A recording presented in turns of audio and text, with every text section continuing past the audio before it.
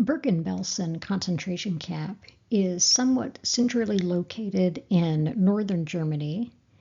It's about an hour's drive from both Hamburg and Hanover, and it's about a 3.5 hour drive from Berlin.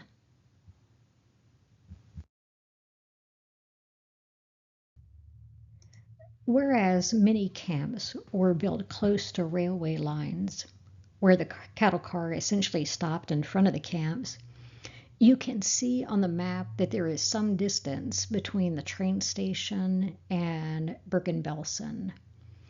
It actually would have taken new arrivals about an hour and a half to walk the 3.7 miles from the station to the camp.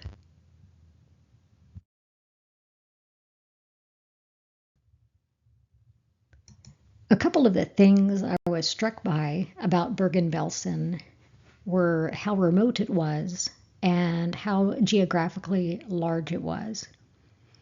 To get there, you have to drive on several secondary roads, going through the middle of the countryside just to reach it. There is also a military base near the camp, and I passed traffic signs warning of tank crossings in the area. Then, when walking around the camp, I was struck by how spread out it was. I walked 5.8 miles over the course of 5 hours to explore the whole camp. The main part of the camp is here.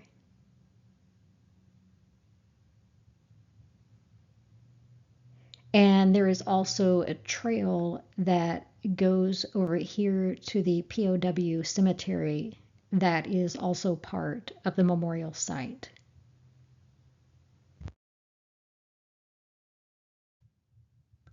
For this presentation, I've broken the camp into 3 regions that we'll visit. First, we'll look at this region. To the right, you can see the parking lot and the Memorial Museum. From the parking lot, we'll follow this path into the camp, and then we'll wind around to the left. We'll see commemorative stones, the Jewish monument, the Polish wooden cross, the obelisk and memorial wall. And then we'll walk around here where the crematorium once stood. As we walk along this path, we'll pass several mass grave sites. The camp had 2 women's camps, a small camp and a large camp. And then this large grassy area that lies in between those 2 women's camps was the site of kitchens, water reservoirs, and the main camp road. At the end of the strip over here to the left is where the crematorium was.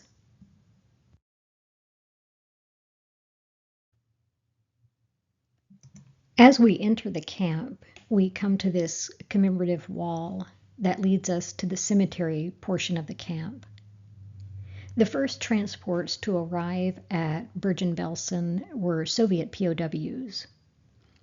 Over the years, many Jews from numerous countries were transported here.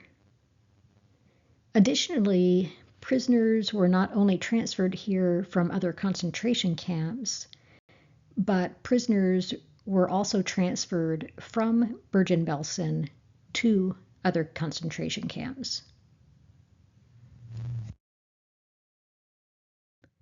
From this view, we can see the obelisk in the distance. When the British troops liberated Bergen Belsen on April 15, 1945, they came across over 10,000 corpses lying exposed on the grounds. In an effort to prevent the spread of disease, the troops quickly dug several mass graves. Today, you can see the location of these mass graves where the mounds of earth are. Here is one, and then you can see some of the distance, and we'll look at some others up close.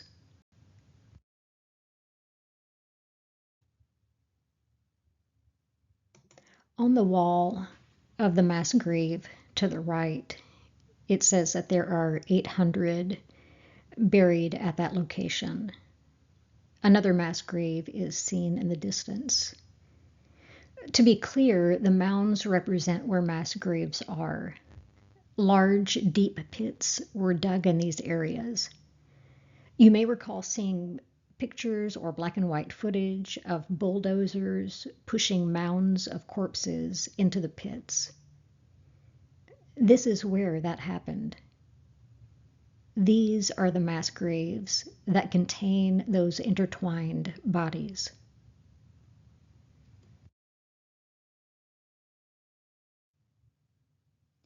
At this mass grave, 2,000 are buried.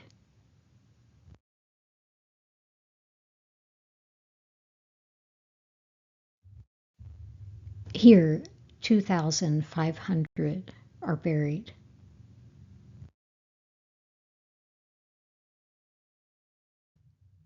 "5,000 are buried here."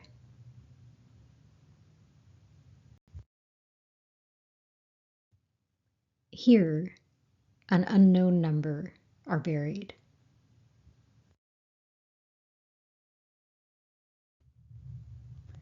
We have just looked at 6 mass grave sites.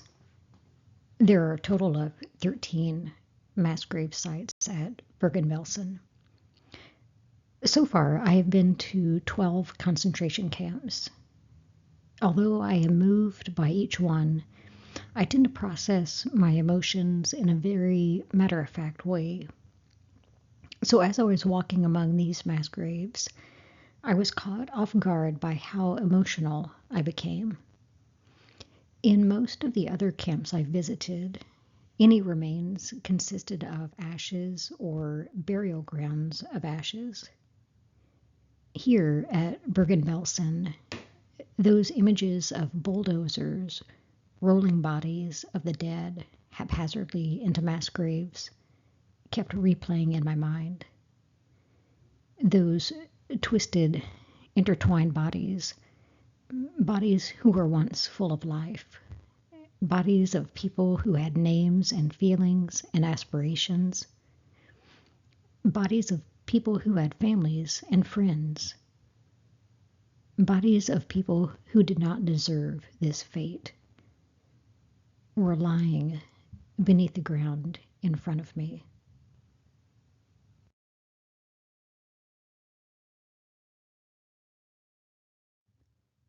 In this area are commemorative markers from some of the families of the victims. The markers act as a kind of symbolic gravestone.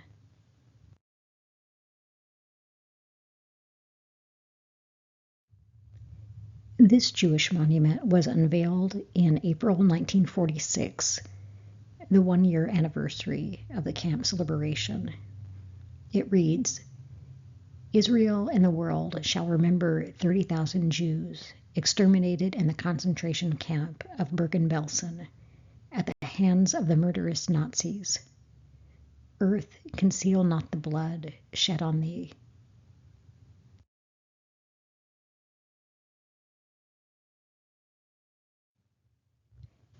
Near the Jewish monument is a symbolic marker in remembrance of Anne Frank and her sister Margot.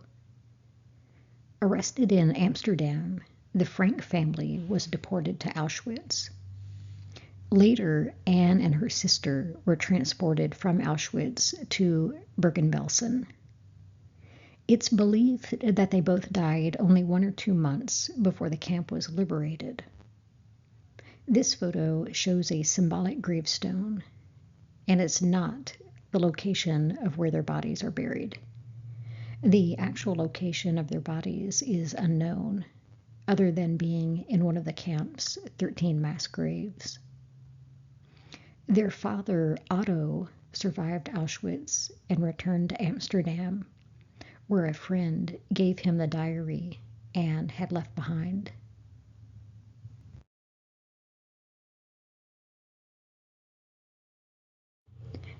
Down the path from the Jewish monument is this wooden cross.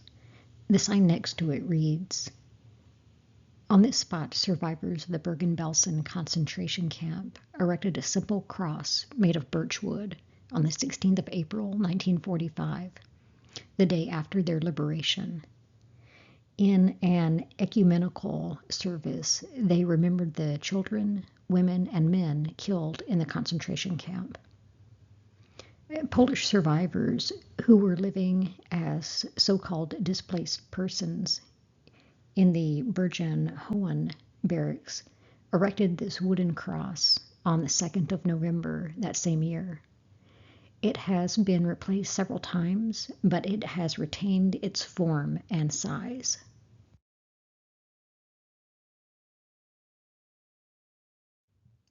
Next to the wooden cross is the obelisk and the wall of inscriptions, which were dedicated in 1952.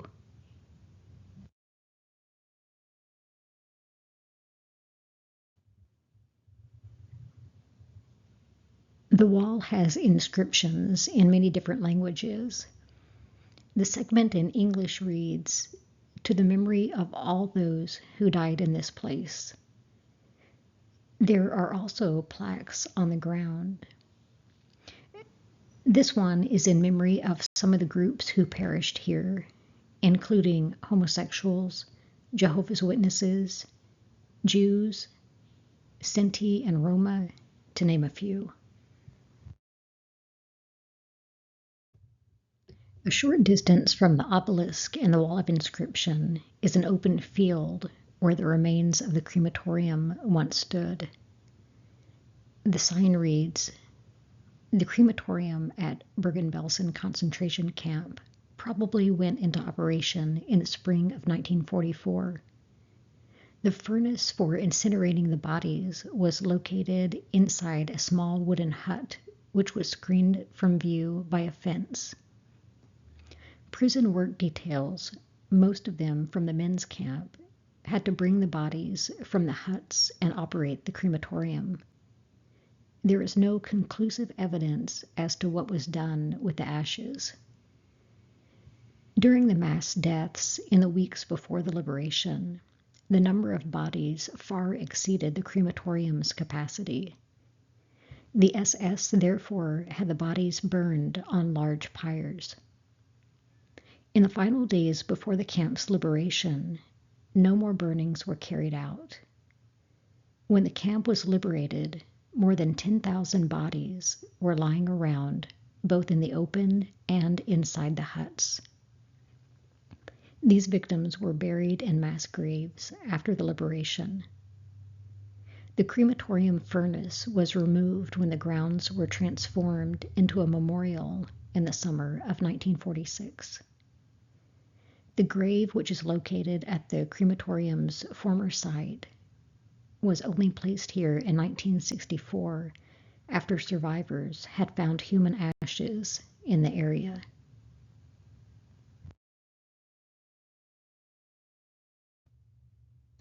The photo to the right shows that long, grassy strip that we saw on one of the first aerial maps.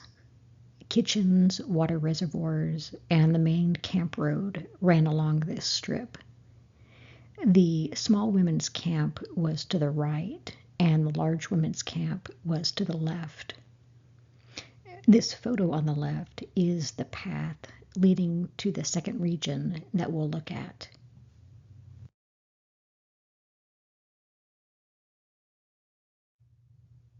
So we just finished looking at the sites in this area, and now we're right here.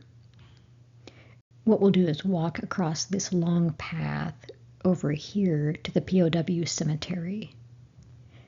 This photo on the right is the cemetery enlarged.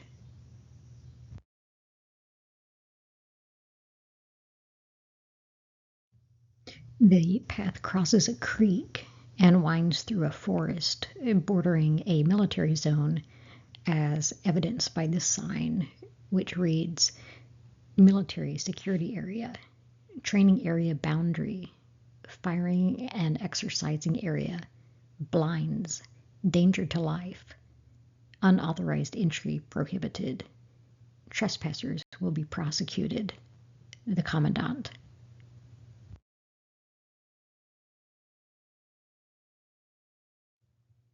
Since 2007, local school children have been involved in the Nameplates Project, where they research Soviet POWs who lost their lives at Bergen Belsen and create clay tablets with the POW's name and dates of birth and death. A long row of these nameplates lie near the entrance to the cemetery.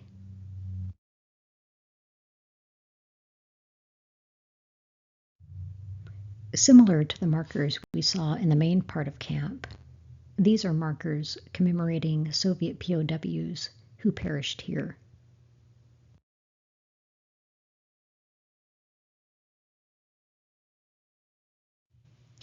To the left is a Soviet monument, the bottom of which reads, "Here are buried 50,000 Soviet prisoners of war, tortured to death in German fascist captivity." In the middle is a monument with a sculpture called The Grieving Woman. In 1980, vandals desecrated the sculpture, breaking it into pieces. So the Grieving Woman in the middle is actually a replica. The original piece, seen on the right, was restored and is now in the camp museum.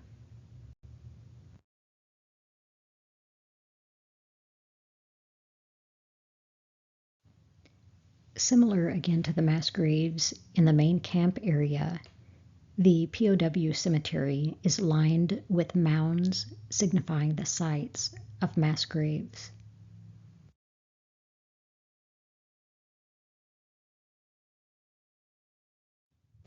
Here you can see mounds which extend all the way back to the tree line in the distance. On the next slide is a 360-degree view of the cemetery.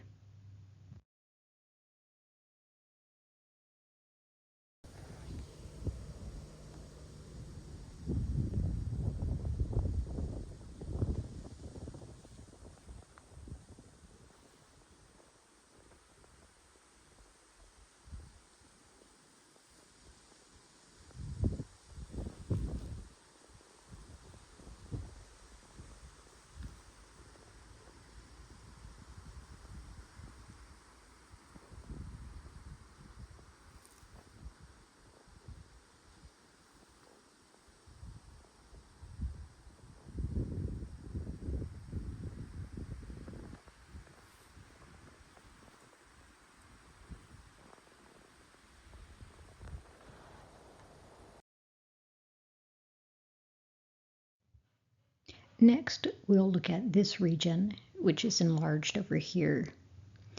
That once contained barracks of the larger of the two women's camps and was also the area of the POW camp.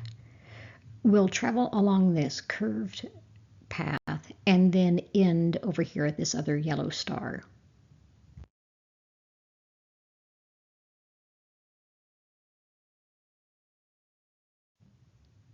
The photo in the bottom right down here is as we enter that curved road and wind around. The photo in the upper right is looking back after we have made it around that curve. The picture on the sign corresponds to this view.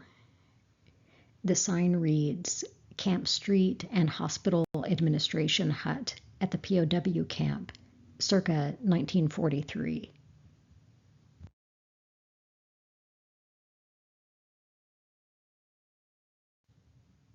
Some of the women's huts were once located in this open field, which at time held more than 1,000 prisoners per hut.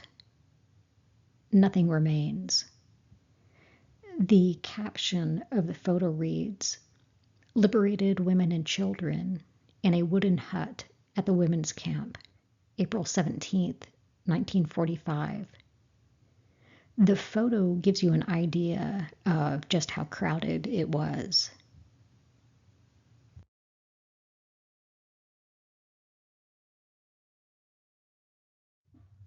This is the remains of a firewater reservoir. On the nearby sign, the caption reads, "A survivor of the women's camp at the Firewater Reservoir, April 17th, 18th, 1945. You can see these same steps here.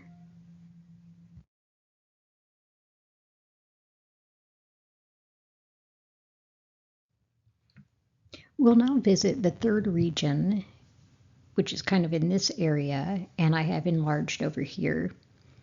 We'll start at this water reservoir, and then we'll make our way all the way down to the remains of the disinfection building, and then further down to the original main entrance to the camp, and then back down to the area where the men's huts were. Kind of somewhere in this region, there used to be a fence with a gate that divided the SS administration section, which was on this side, from the prisoners' camp, which was to the left.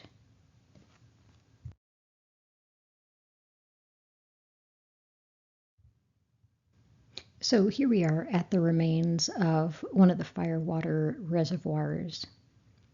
The sign next to it reads, "Liberated prisoners at the Firewater Reservoir, one day after the arrival of British troops, April 16th, 1945.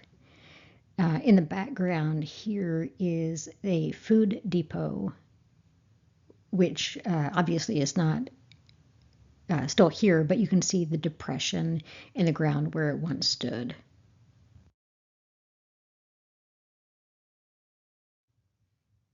So this road leads further on down to the original camp entrance. Upon arriving to Bergen Belsen, one of the first stops was at the delousing building, whose remains you can see here on the left. On the next slide, we'll take a closer look at this sign, which describes what happened here.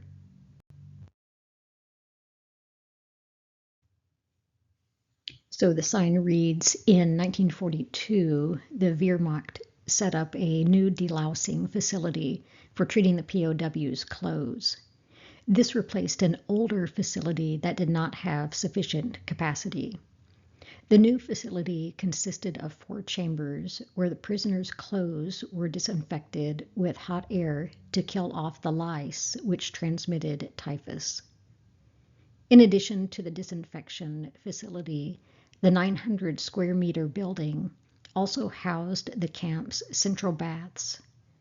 From April 1943, the baths and the delousing facility were used for the concentration camp.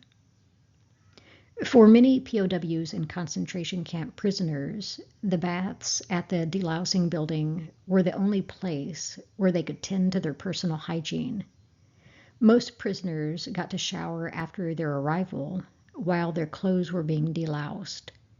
After that, they were only permitted to use the baths at irregular intervals. During the last months before liberation, prisoners were no longer allowed to use the baths at all.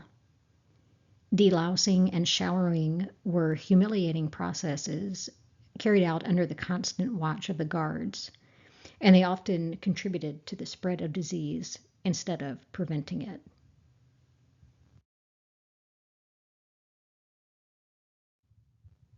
And here we can see the remains of the delousing building.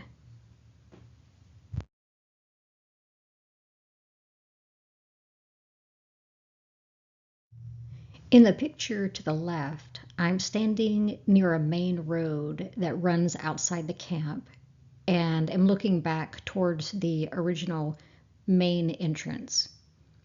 The picture to the right shows the gate where the original camp entrance was located.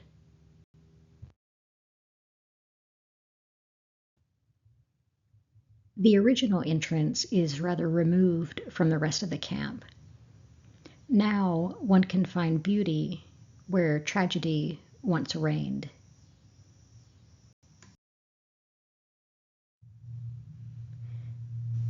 This sign stands between Hut 9 on the left and Hut 10 on the right.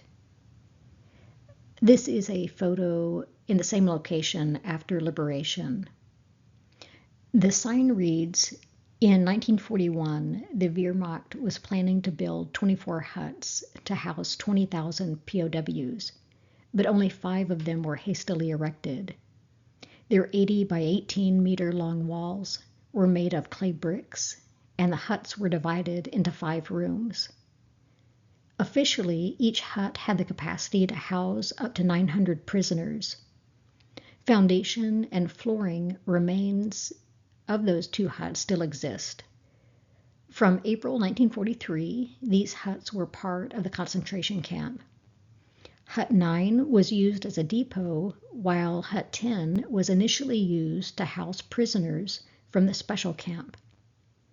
By the summer of 1944, however, a large number of these prisoners had been deported to Auschwitz-Birkenau. The SS then housed prisoners from the Hungarians' camp in this hut. They were kept strictly separate from the few remaining special camp prisoners.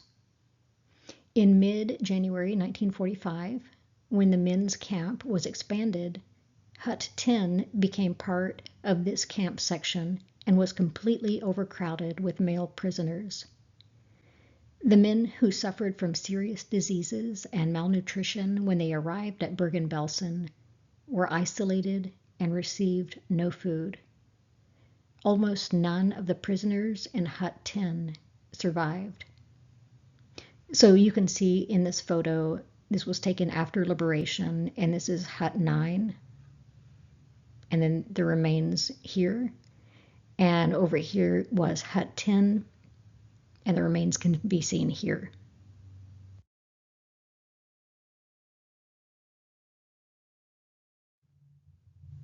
We've now returned to the visitors' entrance.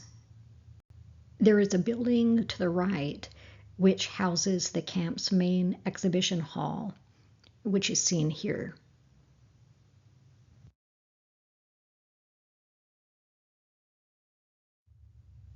Within the floor, there are several glass cases containing artifacts found at the camp.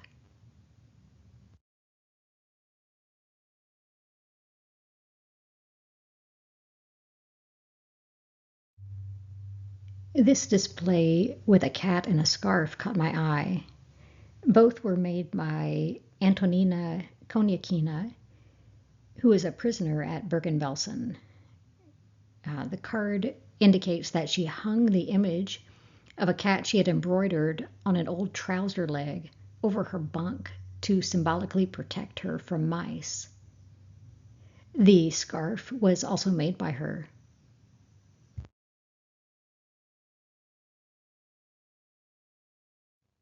This was another piece that caught my eye. The card reads, in part, Helena Kolanowska, prisoner number 141522, made this crucifix from a twig on the 27th of November 1944 in Bergen Belsen. If you look closely over here, you can see what remains of her name. There's Helena and her prisoner number.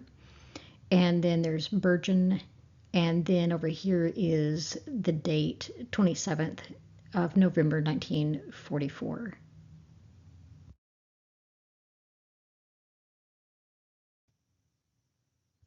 It's easy to think the Holocaust ended with the liberation of the camps, but liberation did not mean an immediate return to their previous lives for most survivors.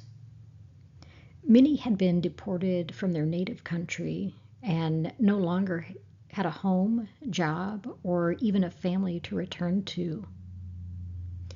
For the 10 million survivors who remained in Germany after the war, they were known as displaced persons and resided in a displaced persons, or DP, camp.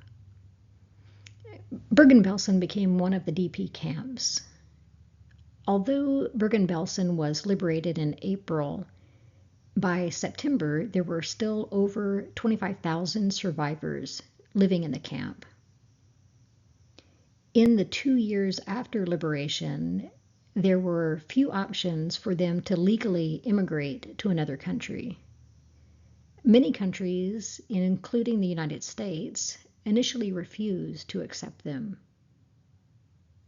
The State of Israel was formed in 1948, and most of the DPs in Bergen Belsen moved there. In 1950, 5 years after its liberation, the DP camp at Bergen Belsen was closed. In those 5 years, thousands of weddings took place, and more than 1,500 babies were born in the Bergen Belsen DP camp.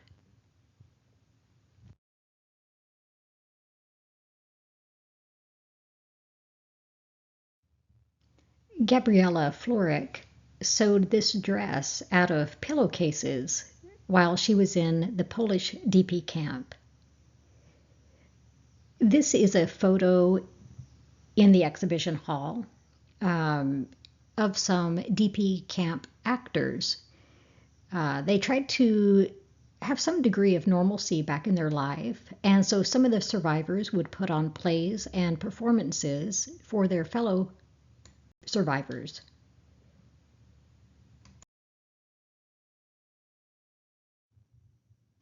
One area of the exhibition consists of photos taken by the British liberators. This is one of the photos on display. The caption reads, "Young Hungarian Jewess bearing the marks of a beating by SS man," end quote. For me, this is one of the most striking photographs I've ever seen. I cannot even begin to imagine or comprehend what she has been through leading up to this point. Have her eyes seen unimaginable terrors?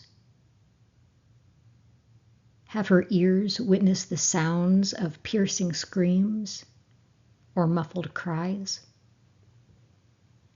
Has she smelled the odors of death and decay?